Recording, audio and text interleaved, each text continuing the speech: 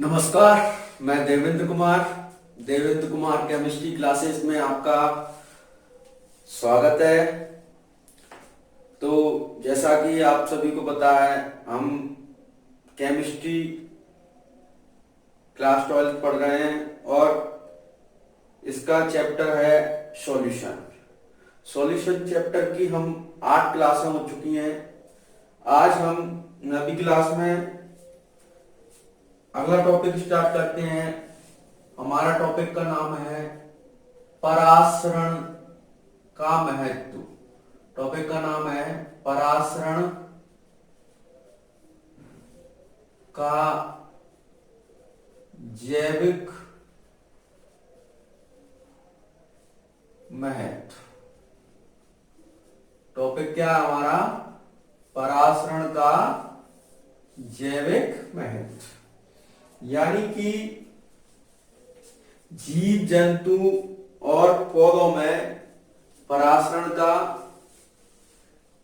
क्या महत्व है, इसके बारे में हम आज चर्चा करेंगे। तो सबसे पहले लिखते हुए चलते हैं और उसको साथ साथ हम समझेंगे भी। तो पहला पॉइंट है, या पॉइंट करके ना लिखे, ऐसे ही पैराग्राफ करके लिखते हैं। तो जीव जंतुओं में परासरण की क्रिया के द्वारा जीव जंतुओं में परासरण की क्रिया जीव जंतुओं में परासरण की क्रिया द्वारा जल एवं अन्य पदार्थों का परासरण की क्रिया द्वारा जल एवं अन्य पदार्थों का एक कोशिका से दूसरी कोशिका, एक कोशिका से दूसरी कोशिका में स्थानांतरण होता है।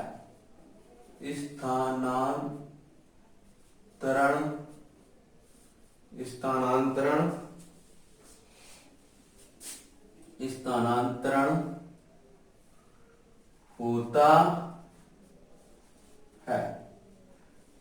क्या होता है? जीव जंतुओं में क्या होता है? परासरण की क्रिया द्वारा, यहां पे द्वारा भूल गए हैं, परासरण की क्रिया द्वारा, तो द्वारा लिखेंगे क्रिया द्वारा। परासरण की क्रिया द्वारा जल एवं अन्य पदार्थों का एक कोशिका से दूसरे कोशिका में स्थानांतरण होता है, जिससे जैविक क्रिया संपन्न होती है। जिससे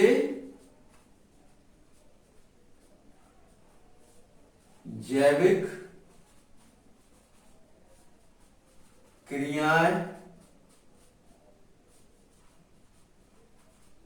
संपन्न होती है। देखिए, बात को समझना है। क्या समझना है? कि जीव जंतुओं में परासरण की क्रिया के द्वारा जल एवं अन्य पदार्थों का एक कोशिका से दूसरी कोशिका में स्थानांतरण होता है, जिससे जैविक क्रियाएं संपन्न होती हैं। अब देखिए, जीव जंतुओं में क्या होता है? कोशिकाएं क्या होती है? एक कोशिका होती है, उससे सटी दूसरी कोशिका होती है। इसी तरीके से हमारे बॉडी का क्या हुआ है? फॉर्मेशन हुआ है। तो क्या होता है? अगर किसी कोशिका में से जल दूसरी कोशिका में जाएगा तो वो क्या होगा? कम सांद्रता से अधिक सांद्रता की तरफ जाएगा। तो जहां पर क्या है, परासरण में हमें क्या पता है कि परासरण क्रिया क्या होती है, अर्ध पारगम झिल्ली के द्वारा क्या होता है, कम सांद्रता से अधिक सांद्रता की ओर क्या करता है, परासरण की क्रिया होती है।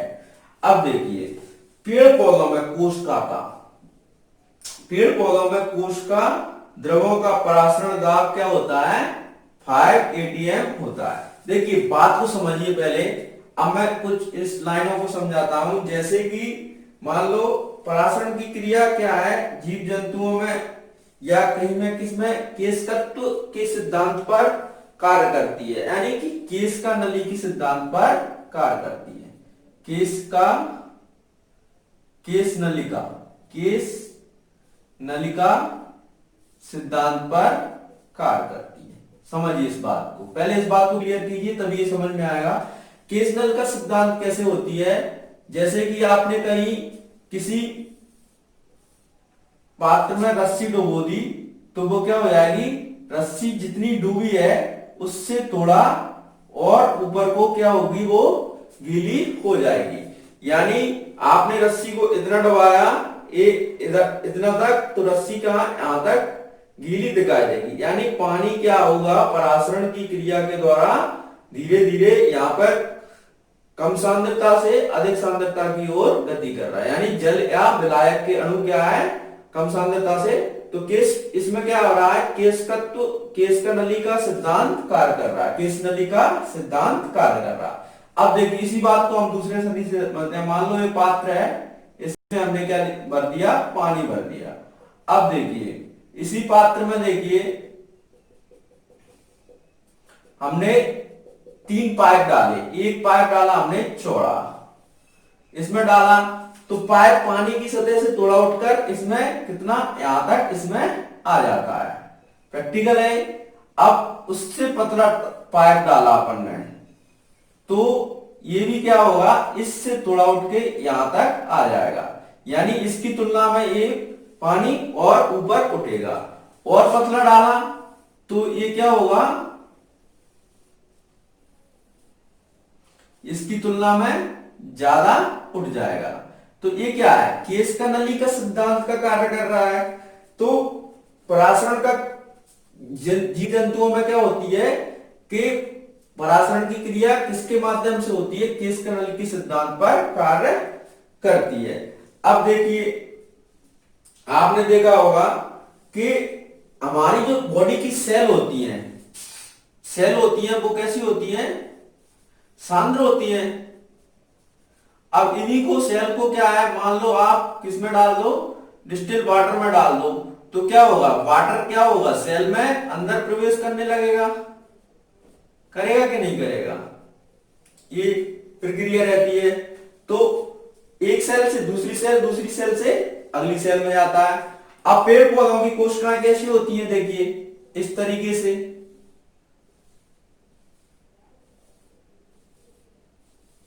इस तरीके से, और यहां पे क्या होता है, रूट होती है। तो ये रूट क्या है, जड़ क्या है, पौधों से मिट्टी से क्या है, वाटर का ऑब्जर्वेशन करती हैं, और एक सेल से पोषक तत्व या वाटर क्या दूसरी सेल में आते हैं, तीसरी सेल में आते हैं, और पत्ती के प्रत्येक कोने तक बहुत ऊंचाई तक जाते हैं। अब इसका कितना होता है, ये पौधे की इन सेल्स का 5 atm होता है। यानी इनका वायुमंडलीय दाब, परासरण दाब कितना होता है, इसका पौधों के सेल का परासरण दाब कितना होता है, परासरण दाब कितना होता है, 5 atm।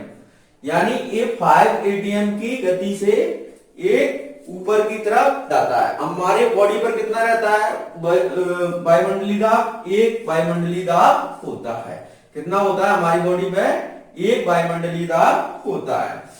अब बॉडी के, अब देखिए हमारी बॉडी में, ये तो पेड़ पौधों की बात हो गई, ये सेल्स की बात हो गई कि बॉडी में हमारी सेल में क्या होते हैं, आरबीसी होते हैं, आरबीसी सेल होते हैं।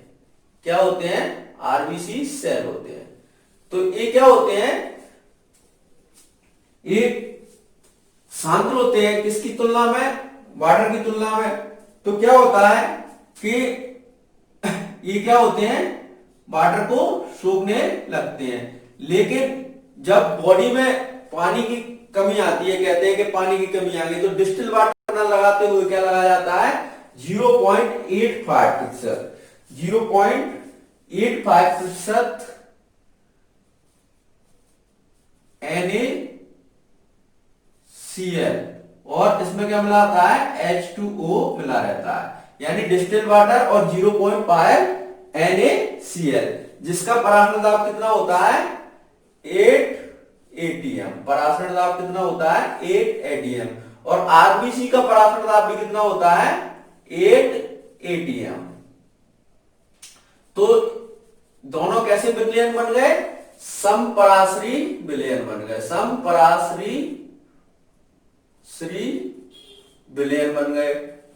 तो ये क्या है, इस तरीके से क्या है, हमारे ब्लड में क्या चढ़ाई जाती है, ड्रिप चढ़ाई जाती है। तो अब इसको हम डिटेल में समझेंगे। देखिए, जिस किसी को नोट करना है वीडियो को पुश करके एक्स्ट्रा नोट कर सकता है, इसको लिखना नहीं है, बस समझने के लिए बताया हमने।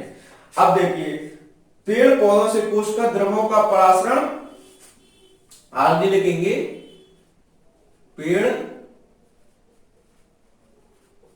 पौधों में कोशिका द्रवों का परासरण दाब, कोशिका द्रवों का परासरण दाब 5 ATM वायुमंडलीय होता है,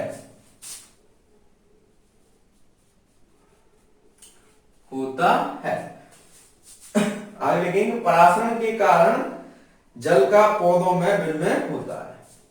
परासरण के कारण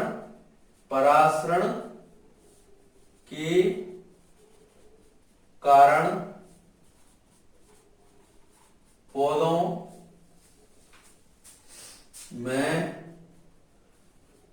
जल का विनिमय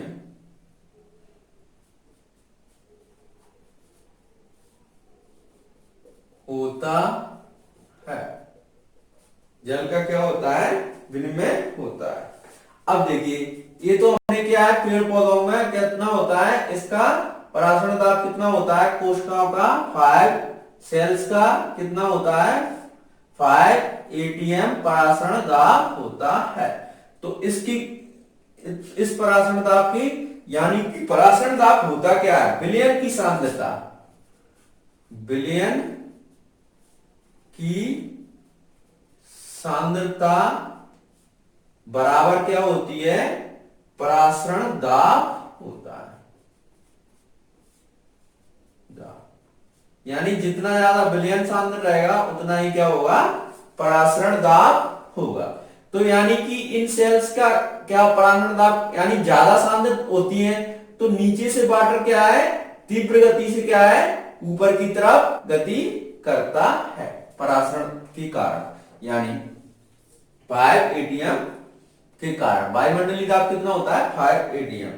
अब देखिए, जीवों या मनुष्यों में उपस्थित रक्त सीरम, जीवों यानी कि हम अपनी बात करेंगे, मनुष्य में उपस्थित रक्त सीरम में उपस्थित रक्त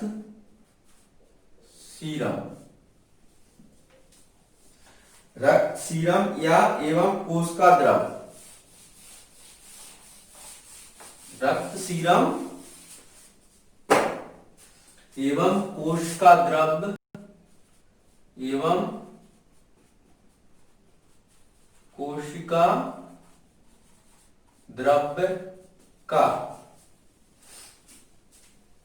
एवं कोशिका द्रव्य का परासरण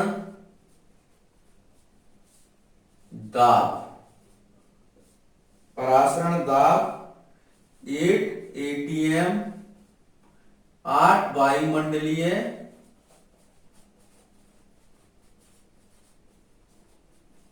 दाब होता है, 8 वायुमंडलीय दाब होता है।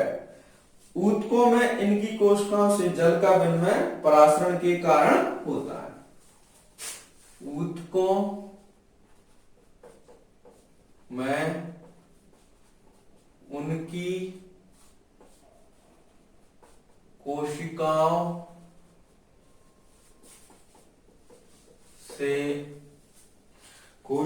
से जल का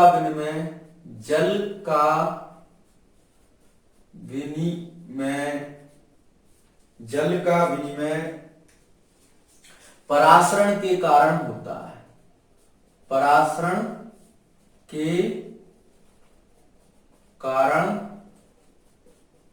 होता है। जल का विनिमय किसके कारण होता है? परासरण के कारण होता है। यदि शरीर में जल की कमी हो जाए तो, यदि शरीर में जल की कमी हो जाए तो क्या करेंगे? रक्त में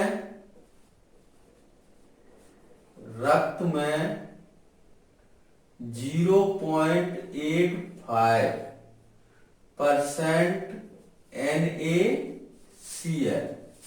NaCl विलयन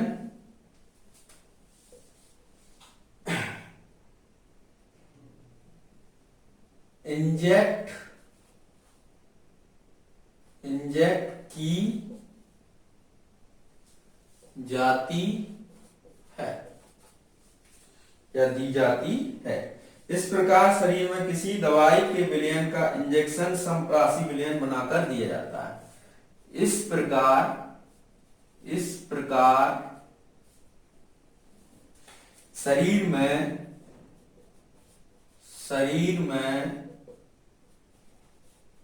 किसी दवाई के विलयन का इंजेक्शन दवाई के विलयन का इंजेक्शन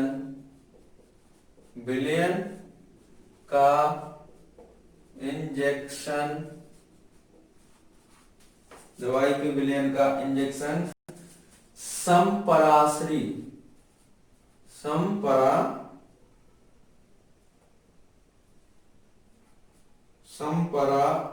विलयन बनाकर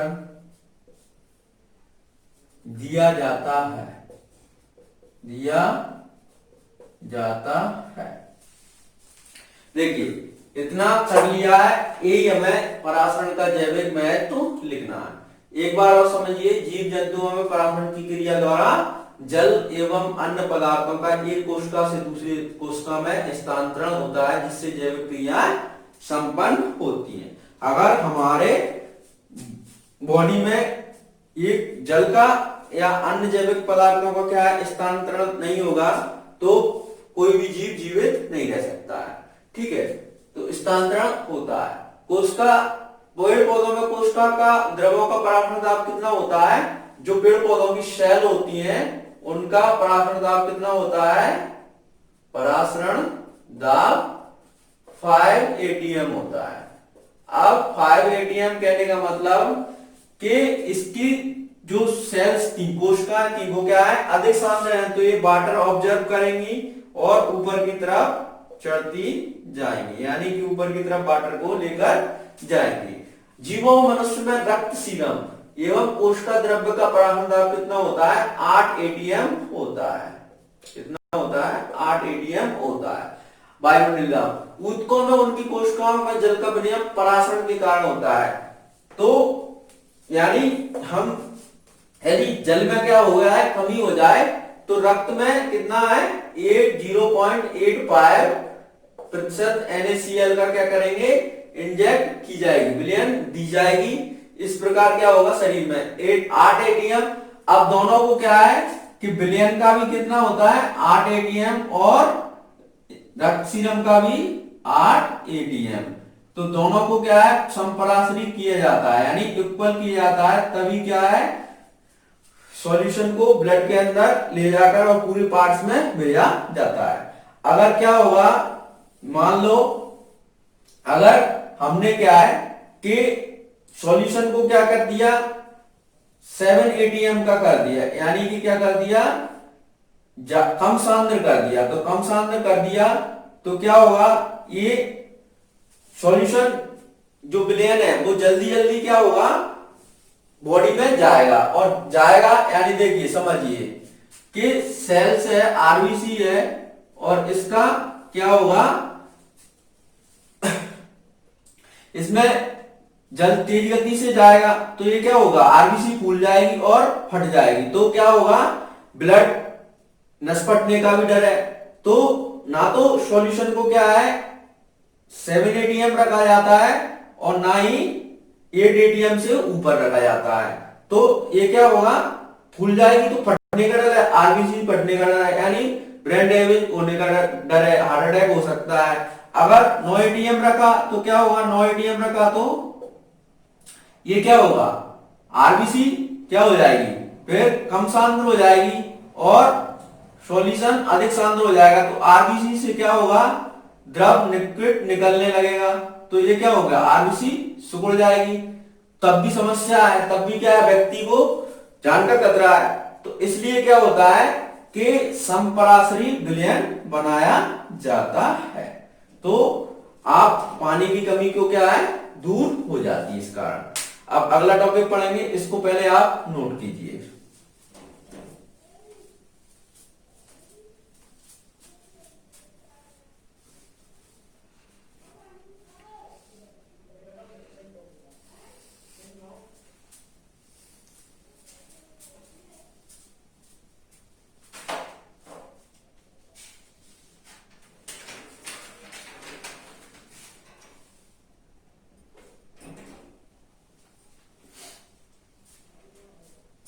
वीडियो को आप पुश करके भी नोट कर सकते हैं।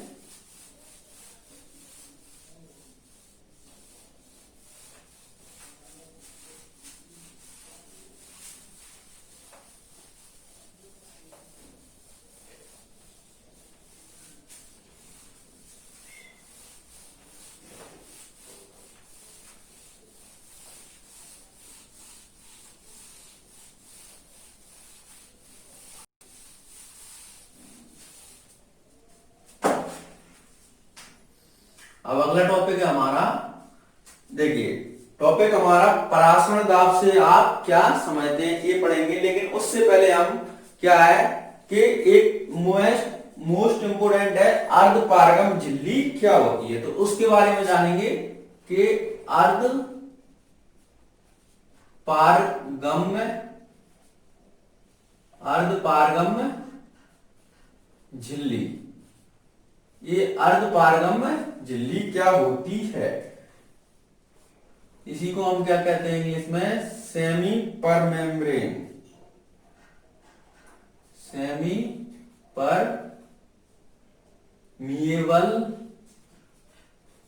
मेम्ब्रेन।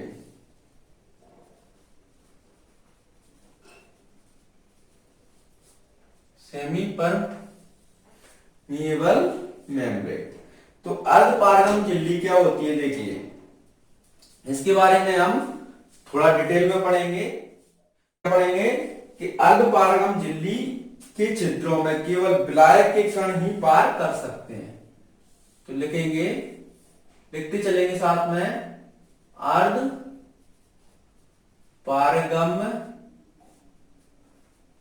झिल्ली के छिद्रों में से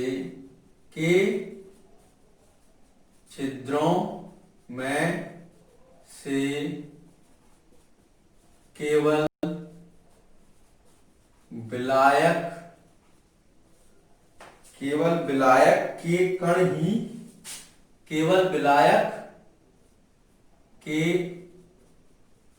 कण ही पार कर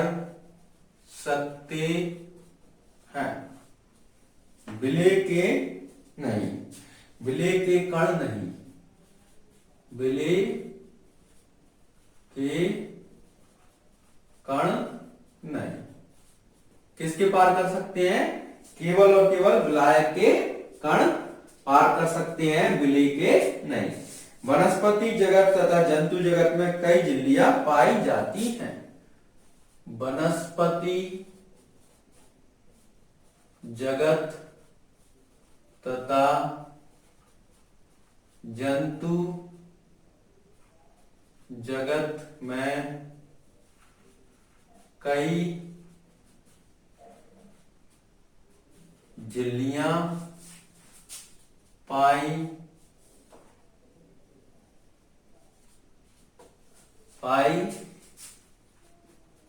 जाती हैं। जंतु जगत या वनस्पति जगत में क्या है? कई झिल्लियां पाई जाती हैं जो अर्धपारगम हैं। जो क्या है? जो अर्धपारगम्य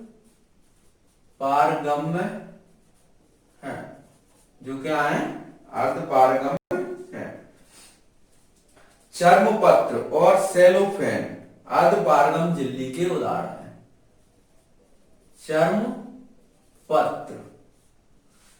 चर्मपत्र और सेलोफेन। चर्मपत्र और क्या है?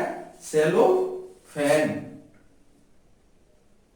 सेलोफेन क्या है? अर्धपारगम झिल्ली के उदाहरण है। अर्धपारगम झिल्ली के उदाहरण है। देखिए क्या है कि अर्धपारगम झिल्ली के छिद्रों से क्या है? केवल विलायक के कण ही पार कर सकते हैं, विलेय के नहीं। वनस्पति जगत तथा जंतु जगत में कई झिल्लियां पाई जाती हैं जो क्या है? अर्धपारगम हैं। चर्मपत्र यानी पार्चमेंट पेपर बोलते हैं इसको, और सेलोफेन अर्धपारगम झिल्ली के उदाहरण है। प्रयोगशाला में रासायनिक विधि द्वारा बनाई गई अर्धपारगम झिल्ली का प्रयोग होता है। प्रयोगशाला में, जो प्रयोगशाला लैब है, प्रयोगशाला में रासायनिक रूप से बनाई गई अर्धपारगम्य झिल्ली का उपयोग होता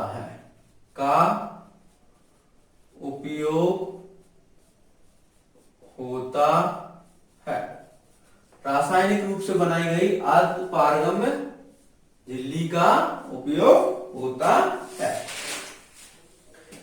एक ऐसी ही रासायनिक अर्धपारगम झिल्ली का उदाहरण है। एक ऐसी ही रासायनिक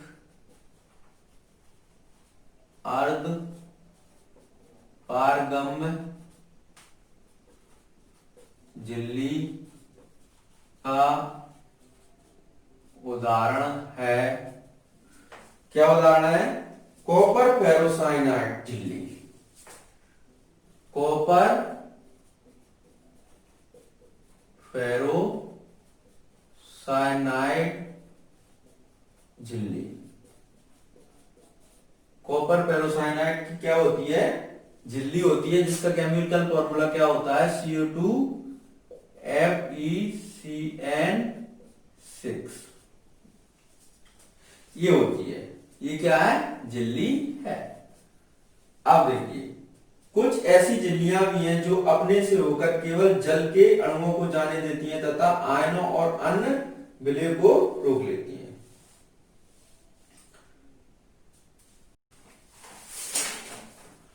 कुछ ऐसी झिल्लियां भी होती हैं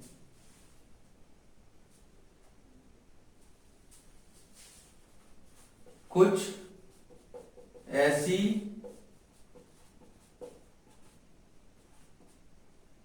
झिल्लियां होती हैं, कुछ ऐसी झिल्लियां भी होती हैं जो अपने से होकर जो अपने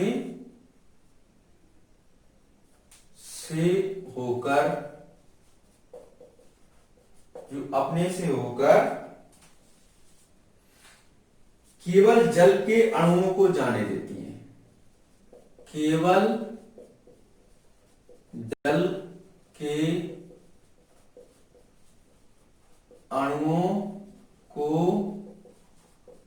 जाने देती हैं, केवल जल के अणुओं को जाने देती हैं तथा आयनों और अन्य विलयन अणुओं को रोक लेती हैं, तथा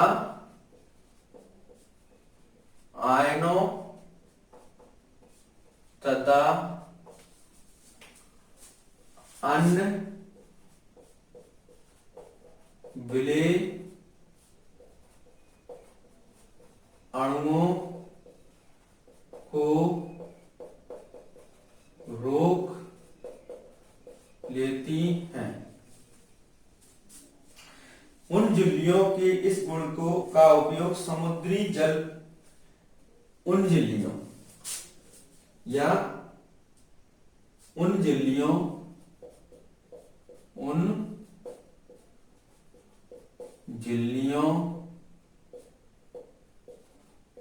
के इस गुण का उपयोग उन झिल्लियों के इस गुण का उपयोग समुद्री जल से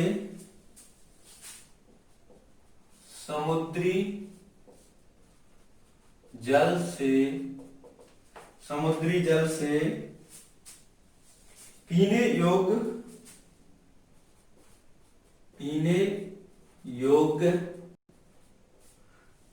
योग्य जल प्राप्त करने के लिए किया जाता है, जल प्राप्त करने के लिए किया जाता है।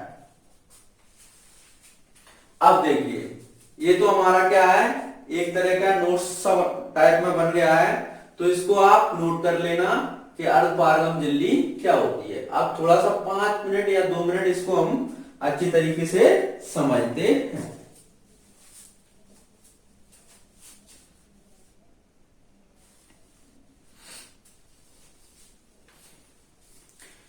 देखिए क्या समझते हैं कि अर्धपारगम झिल्ली के छिद्रों से केवल विलायक के कण ही निकल पाते हैं आर पार। जानने की ये कोई आपका क्या है, एक पात्र है और इसी पात्र में क्या है, आपने विलयन भर दिया है, इधर भी विलयन और इधर भी विलयन, ठीक है, या ठीक है। अब कोई सा क्या है, कम सांद्र है, कोई सा अधिक सांद्र है, तो ये क्या है, कम सांद्र है और ये अधिक सांद्र है।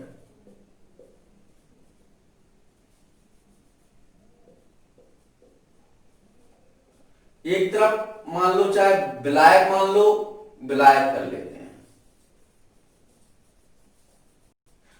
विलयन कैसा, एक सी है, सही रहेगा, विलयन कैसा, कम सांद्र, कम सांद्र। अब देखिए ए बी विलयन, तो विलायक विलयन क्या होता है, विलयन होता है विलेय और प्लस विलायक से मिलकर बनता है। तो विलायक के कण क्या है, कम सांद्र है, तो कम सांद्र से इधर की तरफ गति करेंगे, इधर की तरफ अधिक सांद्र विलयन की ओर, और केवल किसके करेंगे, विलायक के करेंगे, किसके करेंगे, विलायक के कण गति करेंगे, किसके करेंगे बेटा, विलायक के कण गति करेंगे। विलेय के कणों को ये कहां रोक लेगा, यहीं पे रोक लेगी, ये झिल्ली जो है अर्धपारगम झिल्ली क्या है, विलेय के कणों को रोक लेगी। अब जंतु वनस्पति जगत तथा जंतु जगत में कई झिल्लियां पाई जाती है जो अर्धपारगम है। चर्मपत्र, पार्चमेंट पेपर या सेलोपेन अर्धपारगम झिल्ली का उदाहरण है। प्रयोगशाला में रासायनिक रूप से क्या है, अर्धपारगम झिल्ली का उदाहरण उपयोग होता है। ऐसी ही रासायनिक अर्धपारगम झिल्ली का उदाहरण है कॉपर फेरोसाइनाइड की झिल्ली। क्या होती है, कुछ ऐसी झिल्लियां भी होती हैं जो अपने से होकर केवल जल के अणुओं को जाने देती है, केवल और केवल किसको, H2O को, और ना ही ये किसको जाने देती हैं, आयनों को जाने देती हैं, और ना ही किसको जाने देती हैं, अपने से विलय के अन्य अणुओं को भी रोक देती हैं। उन झिल्लियों के इस गुण का उपयोग समुद्री जल से क्या है, पीने योग्य जल प्राप्त करने में किया जाता है। जैसे कि केवल और केवल किसको जाने देंगी, अब ये अंदर किधर की तरफ H2O को जाने देंगी, तो ना तो इसमें से सोडियम प्लस आयन जा पाएगा, ना क्लोराइड आयन जा पाएगा, तो पानी कैसा आपको प्राप्त होगा, मीठा प्राप्त होगा। तो समुद्री जल को मीठा बनाने के लिए भी इन झिल्लियों का उपयोग किया जाता है। ये टॉपिक अपना एक सपोर्टेड टॉपिक था अर्धपारगम झिल्ली का। अब इसी के माध्यम से क्या है, हम हमारा अपना टॉपिक पढ़ेंगे, परासरण दाब से आप क्या समझते हैं। तो इसको वीडियो को पुश करके आप इसको नोट कर सकते हैं।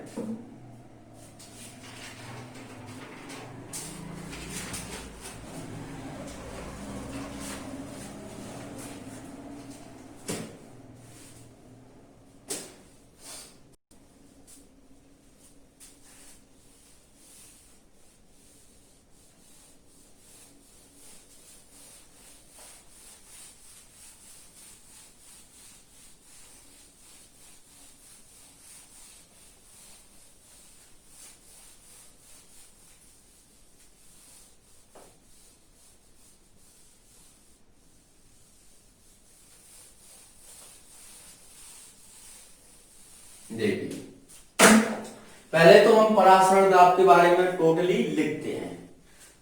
लिखते लिखते जितना समझ आता है उतना ठीक है, फिर लिखने के बाद हम हमेशा की तरह उसको क्या करेंगे, समझेंगे। तो क्या है, परासरण दाब से आप क्या समझते हो। तो सबसे पहले परासरण दाब हेडिंग डालेंगे, परासरण दाब क्या होता है। तो देखिए, यदि एक पात्र को अर्धपारगम झिल्ली द्वारा, क्या कह रहा है, यदि एक पात्र को अर्धपारगम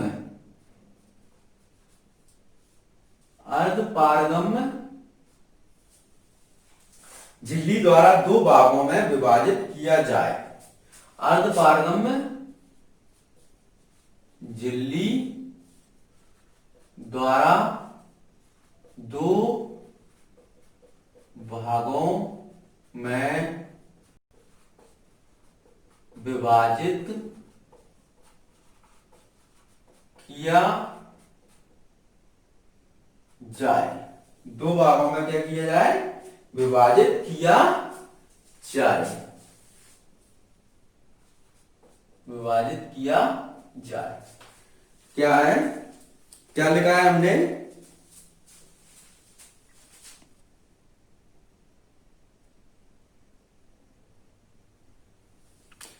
यदि एक पात्र को अर्धपारगम झिल्ली द्वारा क्या है, दो भागों में विभाजित किया जाए। देखिए, दो भागों में विभाजित किया जाए, एक भाग में विलयन तथा दूसरे भाग में विलायक लिया जाए। एक भाग में विलयन तथा दूसरे भाग में जल, दूसरे भाग में जल, एक भाग में विलयन तथा दूसरे भाग में जल, इसी को हम क्या कहेंगे, विलायक। विलायक लिया जाए, विलायक लिया जाए, और फिर एक पिस्टन द्वारा इतना भारी दाब लगाया जाए, फिर एक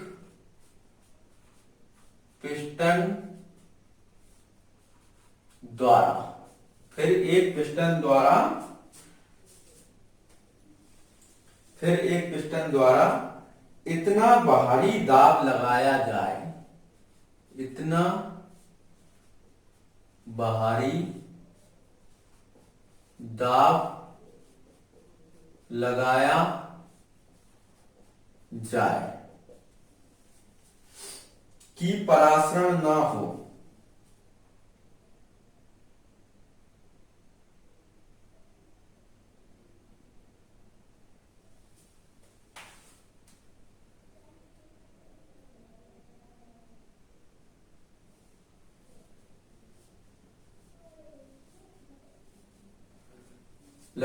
भारी दाब लगाया जाए कि परासरण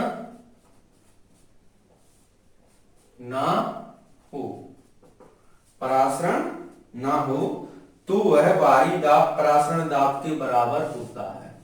तो वह बाहरी दाब परासरण दाब के बराबर, परासरण दाब के बराबर होता है। क्या लिखा है? यदि एक पात्र को अर्धपारगम झिल्ली द्वारा दो भागों में विभाजित किया जाए, एक भाग में विलयन तथा दूसरे भाग में विलायक लिया जाए, फिर एक पिस्टन द्वारा इतना भारी दाब लगाया जाए कि परासरण ना हो, तो वह भारी दाब परासरण दाब के बराबर होता है। अर्थात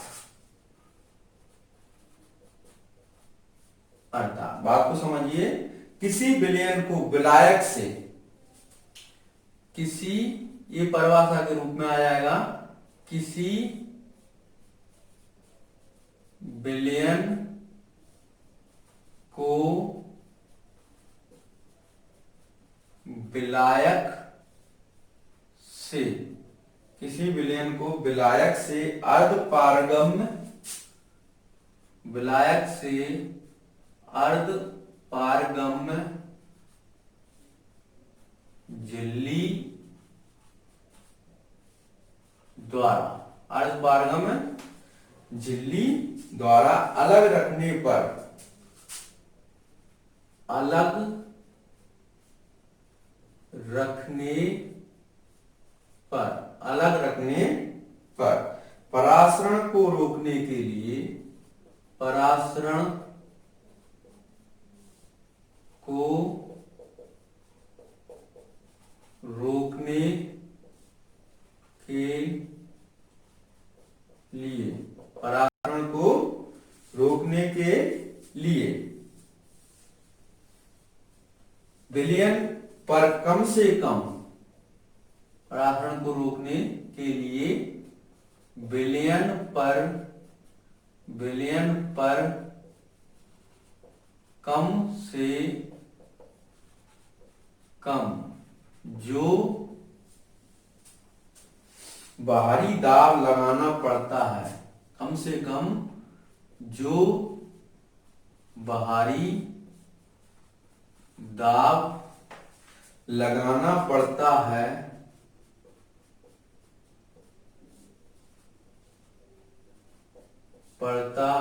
भारी दाब लगाना पड़ता है, वह विलयन का परासरण दाब कहलाता है। वह विलयन का परासरण दाब कहलाता है। वह विलयन का परासरण दाब कहलाता है। परासरण दाब को पाई द्वारा दर्शाते हैं। परासरण दाब को पाई द्वारा दर्शाते हैं।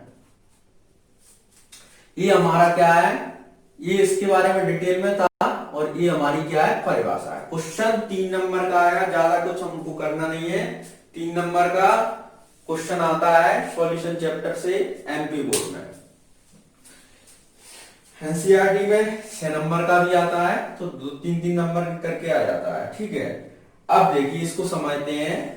हमने क्या लिया, यदि एक पात्र को, हमारा क्या है, कोई एक पात्र,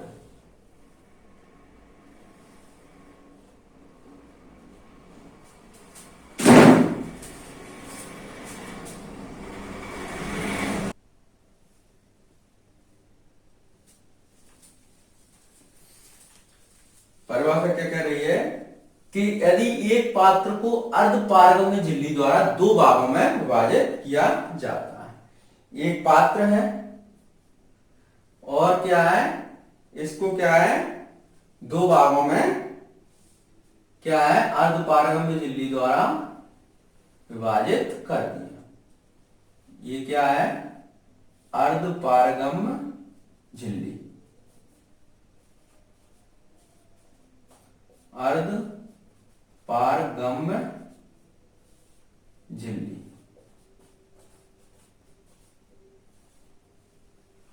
अब 2 भागों में विभाजित किया, 2 भागों में विभाजित, एक भाग में विलयन तथा दूसरे भाग में विलायक किया। एक भाग में हमने क्या ले लिया, विलयन ले लिया,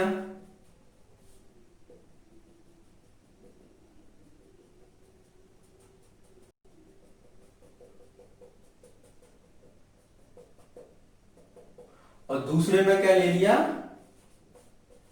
विलायक ले लिया।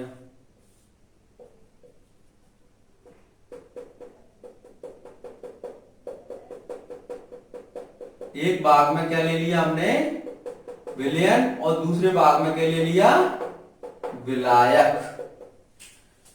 फिर एक पिस्टन द्वारा इतना भारी दाब लगाया जाए कि परासरण दाब ना हो, तो दोनों में क्या होगा, पिस्टन लगाया जाएगा। दोनों में साइड में क्या लगाया जाएगा, पिस्टन लगाया जाएगा।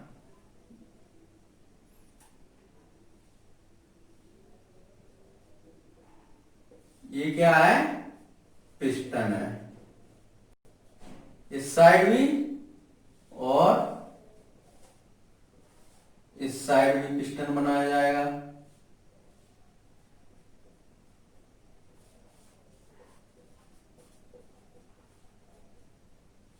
अब देखिए बात को, एक में क्या है, विलायक, और एक में विलयन। देखिए यदि एक पात्र को अर्धपारगम्य झिल्ली द्वारा 2 भागों में विभाजित किया जाए, तो एक भाग में विलयन तथा दूसरे भाग में क्या ले लिया, विलायक ले लिया। एक भाग में विलयन और एक भाग में विलायक। फिर एक पिस्टन द्वारा इतना भारी लगाया जाए कि परासरण ना हो, तो भारी क्या होगा, परासरण हो। अब इनको रखा जाएगा, तो क्या है, अर्धपारगम्य झिल्ली का क्या कार्य होता है, केवल विलायक के कण निकल जाते हैं। तो यानी कि विलायक किधर की तरफ गति करेगा, इधर की तरफ गति करेगा, इधर की तरफ गति करेगा, विलयन की तरफ गति करेगा, ये झिल्ली में से निकलने की कोशिश करेगा, यानी विलायक की तरफ। तो क्या है, परासरण क्रिया होने लगी, तो फिर पिस्टन द्वारा इतना भारी दाब लगाया जाता है। अब दाब किधर की तरफ से लगाया जाएगा, विलयन की तरफ से लगाया जाएगी, ना कि विलायक की तरफ से। तो पिस्टन द्वारा इतना दाब लगाते हैं कि ये विलायक क्या है, इसमें विलयन में अंदर ना प्रवेश कर पाए, विलयन में क्या हो, विलयन की तरफ ना जा पाए, इतना दाब लगाते हैं, और ये विलायक इसी में बना रहे। तो जो पिस्टन द्वारा दाब लगाया जाता है वही क्या कहलाता है, परासरण दाब कहलाता है। अर्थात किसी विलयन को विलायक से, किसी विलयन को विलायक से, किसी विलयन को विलायक से अर्धपारगम्य झिल्ली द्वारा अलग करने पर परासरण को रोकने के, यानी कि परासरण क्या कह रहा है, विलायक के कण किधर की जा रहा है, विलयन की तरफ। तो परासरण को रोकने के लिए विलयन पर कम से कम जो भारी दाब लगाना पड़ता है, विलयन पर ये दाब लगा रहा है ना, विलयन पर जो भारी दाब लगाना पड़ता है वह विलयन का परासरण दाब कहलाता है। इसे पाई से दर्शाते हैं। ये आप नोट कर लीजिए, चित्र को भी बना लीजिए। अब मुझे उम्मीद है कि क्लास आपको बहुत अच्छी लगी होगी। क्लास को ज्यादा से ज्यादा अपने दोस्तों में शेयर करें और प्लीज चैनल को सब्सक्राइब करें। और अपने दोस्तों को शेयर करने की एक मुख्य वजह यह है कि अपने जो दोस्त हैं उनको कम से कम आप इन चीजों को बताइए और वो केमिस्ट्री के बारे में बारीकी से सीख सकें। क्लास को लाइक शेयर एंड सब्सक्राइब कीजिए चैनल को। धन्यवाद। आगे की क्लास में हम पढ़ेंगे बर्कले हार्टले विधि द्वारा परावर्तन दाब ज्ञात करना। धन्यवाद।